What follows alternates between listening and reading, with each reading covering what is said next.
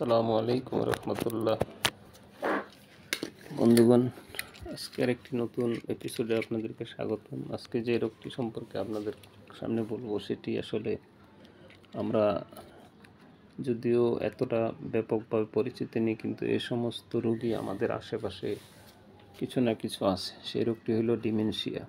Dementia হলো মস্তিষ্কে কর্মক্ষমতা, নতুন কিছু শেখার বা মনে রাখার দক্ষতা যখন হ্রাস পায় বা স্বাভাবিক জীবনযাপনকে ব্যাহত করে, তাকে ডিমেনশিয়া বলে। একটি গবেষণায় দেখা গেছে যে মহিলাদের ডিমেনশিয়ার প্রাদুর্ভাব বেশি, যা পুরুষের তুলনায় প্রায় 2.7 পর্যন্ত হতে পারে।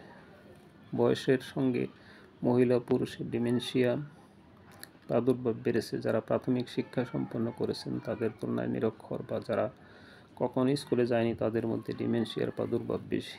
যারা একাকী জীবনযাপন করে অথবা জীবনসঙ্গী নেই তাদের মধ্যে বিবাহিতদের তুলনায় এই প্রাদুর্ভাব বেশি। অন্যদিকে সাধারণত 60-65% ডিমেনশিয়ার কারণ অ্যালঝেইমার্স। এটি একটি স্নায়ু ক্ষয়জনিত রোগ। ডিমেনশিয়ার লক্ষণ কী?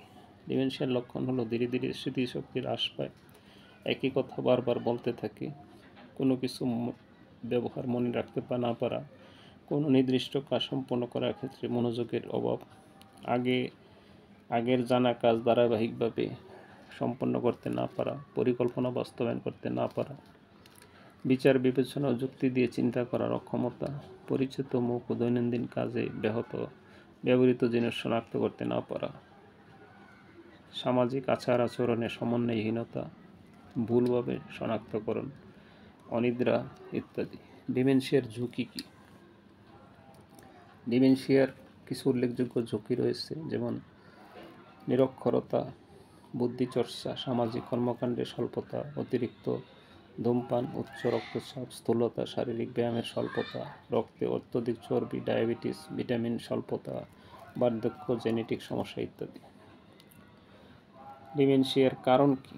ডিমেনশিয়ার কারণ যেমন ভিটামিনের স্বল্পতা, হরমোনজনিত সমস্যা, থাইরয়েডের সমস্যা, শরীরে বিভিন্ন অঙ্গের বিকলতা যেমন কিডনি নষ্ট, সংক্রামক কারণ, ঔষধ ও বিষাক্ত পদার্থ, মস্তিষ্কের প্রদাহ রোগ।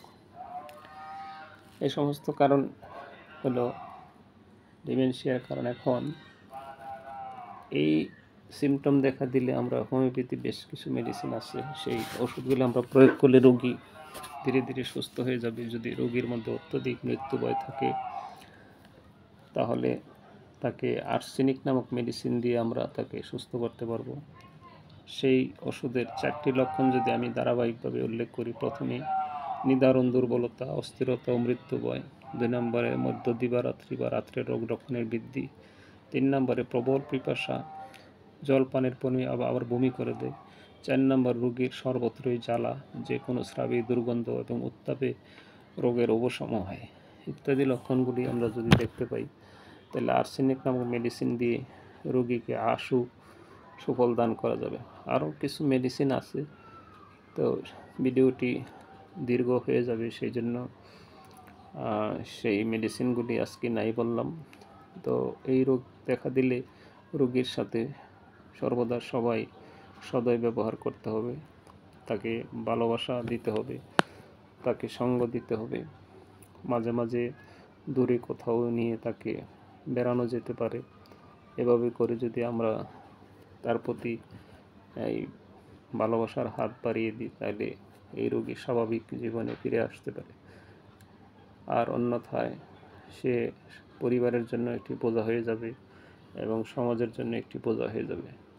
যেখানে এই রোগীর তেমন কোনো চিকিৎসা নেই, অন্যান্য পেথিতে তাকে ঘুম পাড়িয়ে রাখা হবে, ঘুমানোর অবাধ সুযোগ দেওয়া হবে, দিনের পর দিন ঘুমিয়ে তার শরীর মুটিয়ে যেতে পারে। বিভিন্ন পরীক্ষা নিরীক্ষায় শরীরে তার জন্য সমস্যা হতে পারে এবং পরিবারের জন্য সেটা ব্যয়বহুল হতে পারে।